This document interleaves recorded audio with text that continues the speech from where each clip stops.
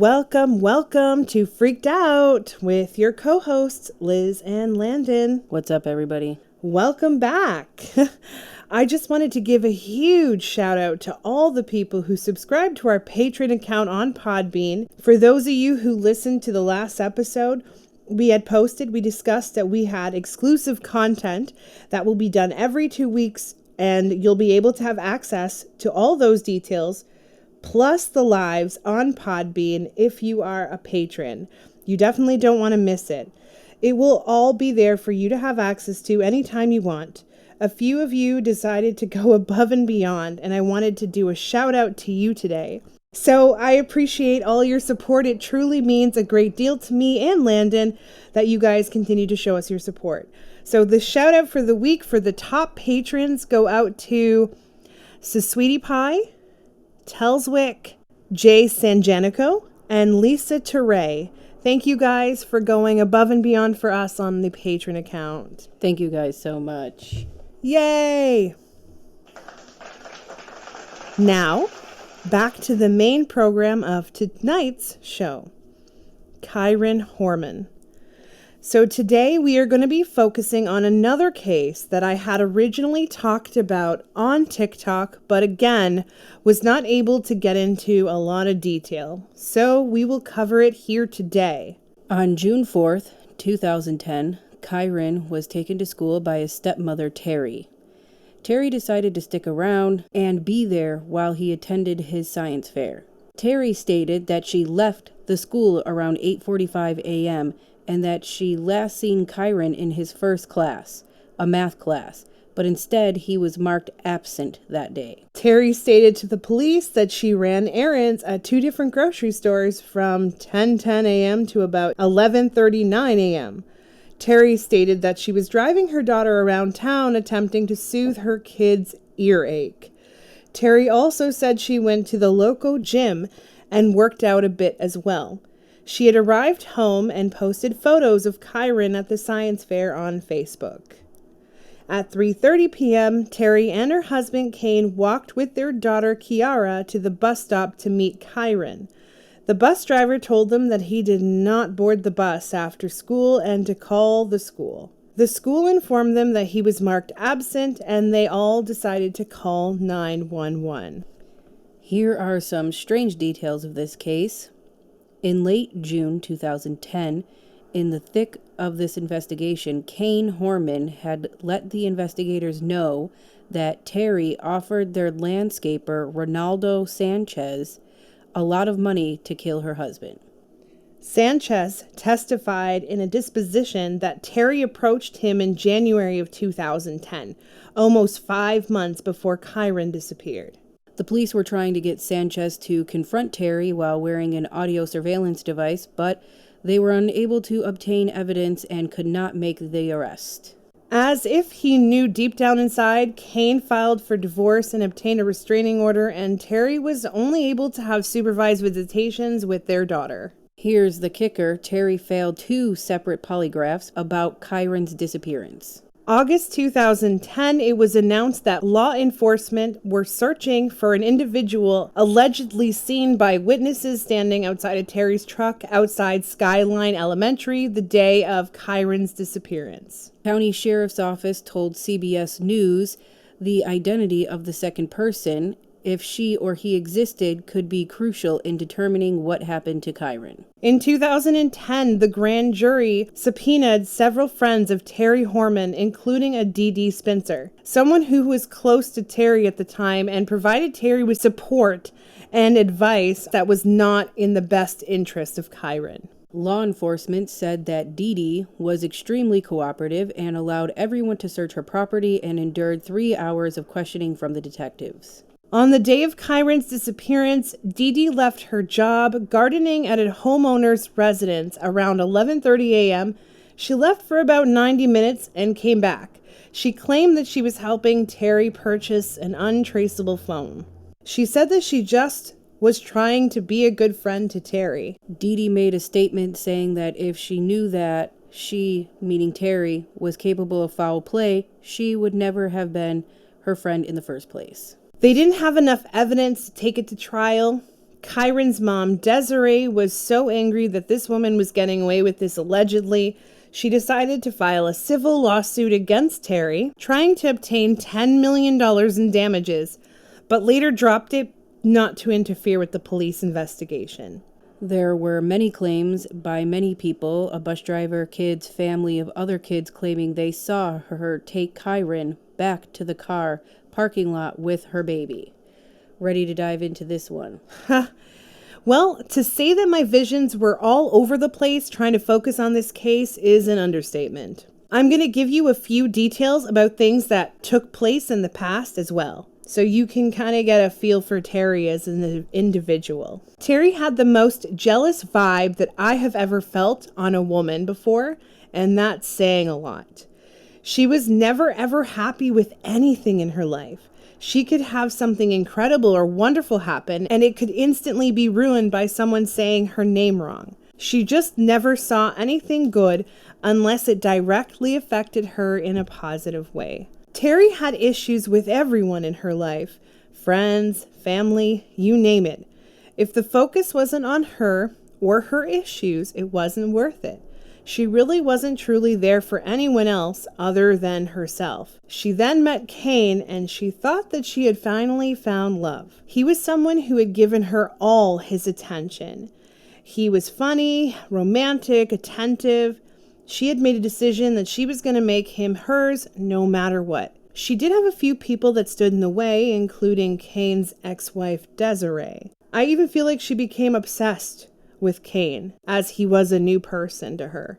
Although Kyron's mom, Desiree, didn't really care about this woman one way or another, Terry's focus was on this woman. She felt as though Desiree was being disrespectful to her in every way possible.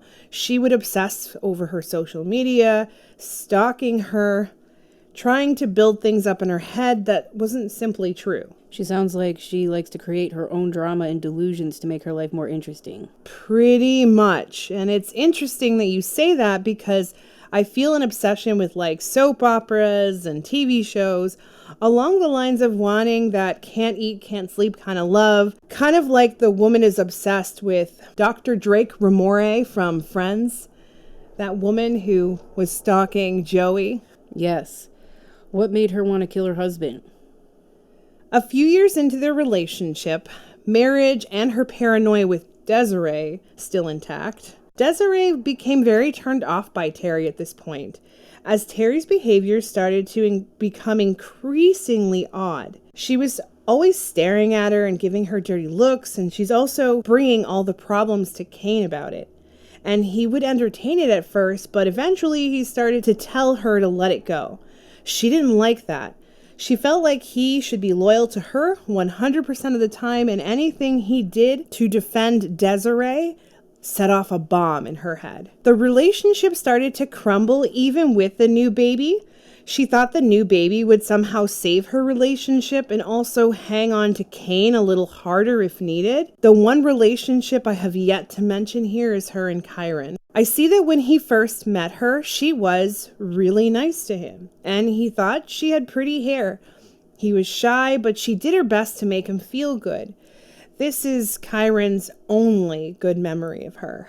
How sad. Obviously, kids act out and have their moments, and Kyron had his moments, and she did not handle them well.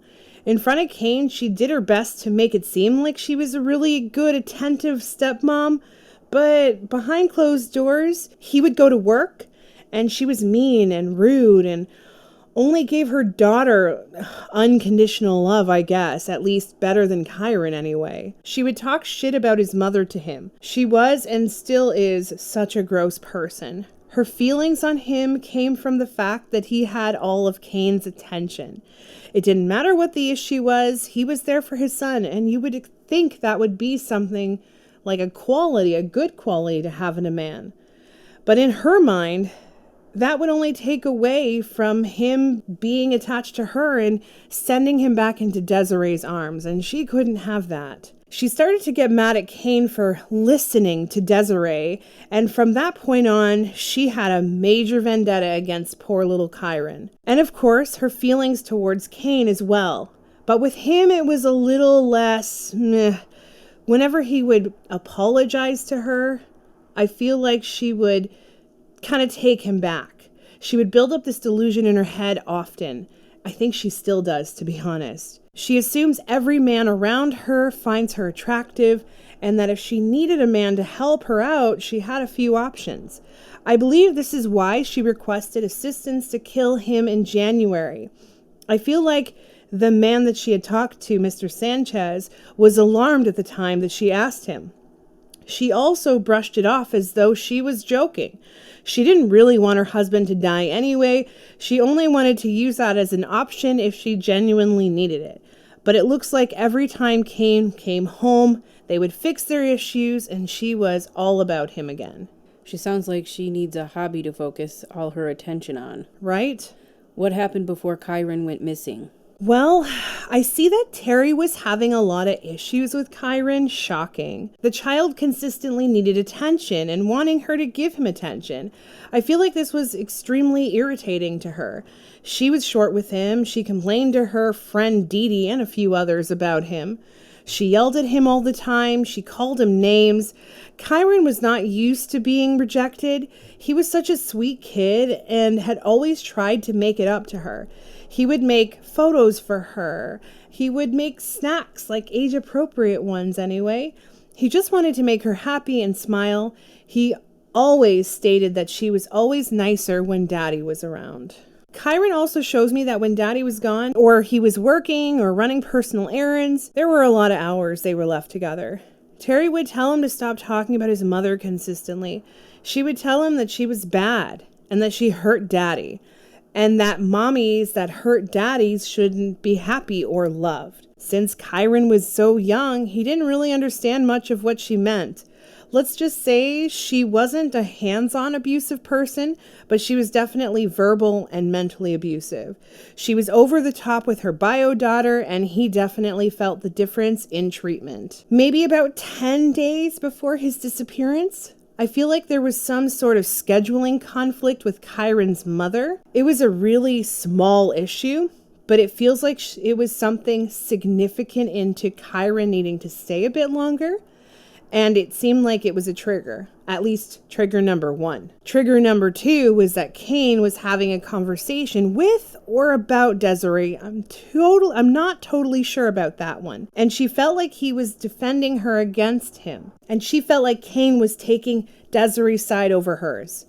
I see this woman right then and there deciding that she was over all this way of living and that this was the common denominator. In her mind, she thought no Kyron equals no Desiree equals no problems. This woman is a real piece of work. I hate to ask this, but what did she do to make Kyron disappear? I see that she had been doing a lot of planning for months, but I feel like she didn't necessarily want to seriously pursue it at the time. It's like she had planned this out in her head for a while, so putting the pieces together now was a little simpler. She was extremely motivated to complete this task. She needed a stupid man, someone she can consider shady and creepy, a bad seed. And she did think of a few characters from her past, but I feel like she wanted to have a new person to do this so that there was no affiliation in her direction. She also knew that the person had to be a low-income person because she could give them a small amount of money and she would be able to afford this. I see that she used a public library. She went on to Craigslist. She offered a man that had an ad about being a convict and looking for work. I see long brown hair, very messy. Looks like he was super skinny, looking for a job with an attached phone number in the ad. I see that he had a written word tattoo on his face as well. I believe he now has short hair for the record. She decided to text him to meet somewhere. She spoke to this man only one time. She gave him a time and a date of where to meet. I feel like it only took a few days before she was able to actually meet him. And for some reason, I feel like she had her daughter with her there. What a creep. No kidding. I feel the domination in money of being $5,000 in cash after the deed was complete. I even see her showing him the money in hand. Wow.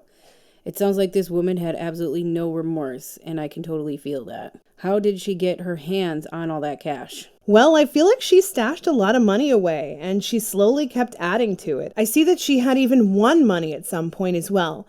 I feel like she had about 10,000 stored away in cash. What happened next? I feel like Terry had one moment where she wanted to call everything off, and I feel as though she contemplated it for about half an hour. I feel like she was triggered at some point in that half an hour as well, so she decided to go forth with her plan, not realizing the consequences of her actions. Shocker. She knew exactly what car he had and had told Kyron he would be getting a treat from such a great job at the science fair. She wanted to make it a point to take good mom photos, make sure to grab Kyron, and ignore any phone calls from the school. I even feel like she blocked the number or something so it would not appear on her phone. I see her telling Kyron her friend was going to take him to McDonald's or something along those lines.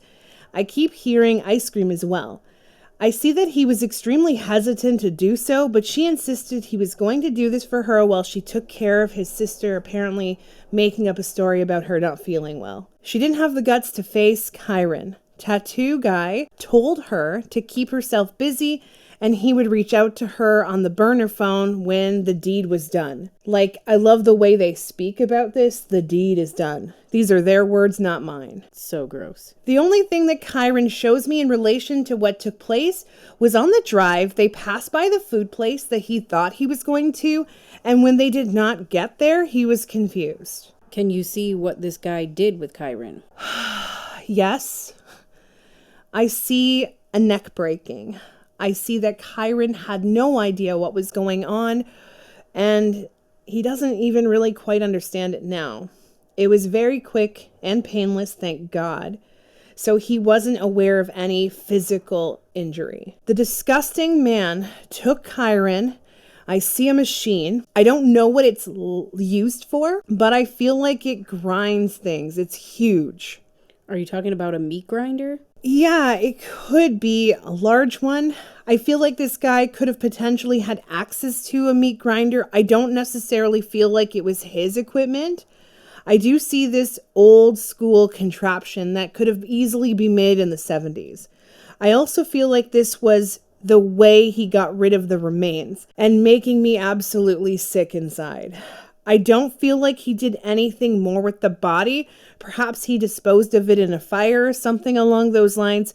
I just don't personally feel like the body exists anymore. How the hell can anyone do this to somebody, especially a child? And was Dee Dee involved? Not in the way that we anticipated her to be.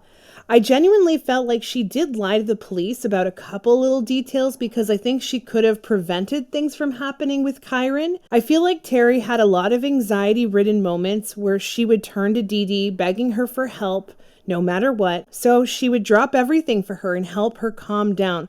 I don't feel like that day was the first time she did that. They may have been even a flirtatious thing going on between them. I honestly feel like Terry used her sexuality to manage and control every possible person. I do, however, believe that she had a very wild conversation with her about Kyron and how he was ruining her life, and that maybe they could move away, and how Kane was controlling, and she made up stories that were very exaggerated. She had no idea that Terry was planning to hurt this child or in the process of hurting this child. I do feel like the day that they met up, she had said something like she had done something terrible and she was having regrets about it. But never once did I feel like that conversation was about Kyron.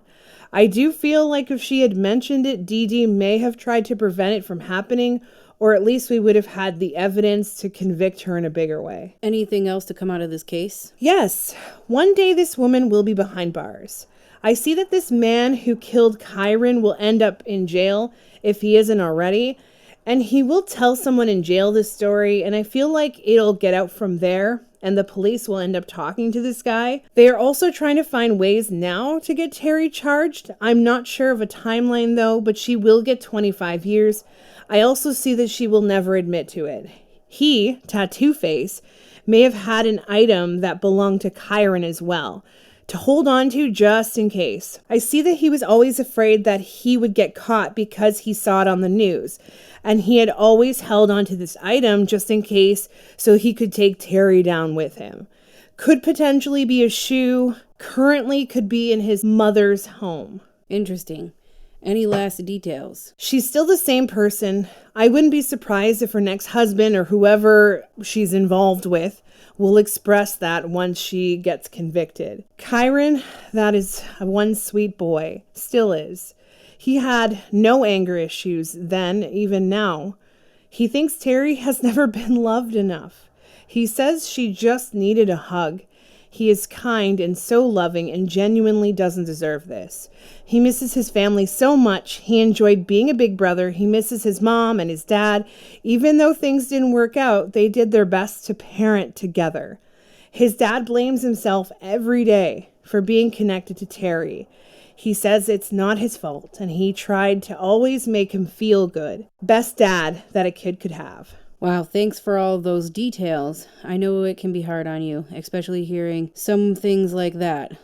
Let's bring this back to a positive note here. Woo-woo! Everyone always asks you on TikTok about speaking to animal spirits. Do they ever? When they die, do they stick around? Some do. Not all. It depends on the bond. The animals that we are bonded to always stick around. They are usually running when I see them. I've seen some interesting animals around people. What weird animals? I've seen a bat. I've seen a tiger, an elephant, and a beaver. Now, the beaver, I found out later, was a pet. Didn't say anything because when I mention weird animals, people look at me like I have multiple heads. Is there any weird animals around me? Honestly, yes. But I don't want to say. I know how much they scare you. There has always been this massive bird around you, like a pelican or something. Well, it would be totally cool if it was a pterodactyl or some sort of like dinosaur bird. And maybe a parrot. I would be okay if it was maybe a parrot. No, it's the pelican that steals that Jumanji game from the Jumanji movie and runs away with it. That's what I keep seeing around you. That is weird.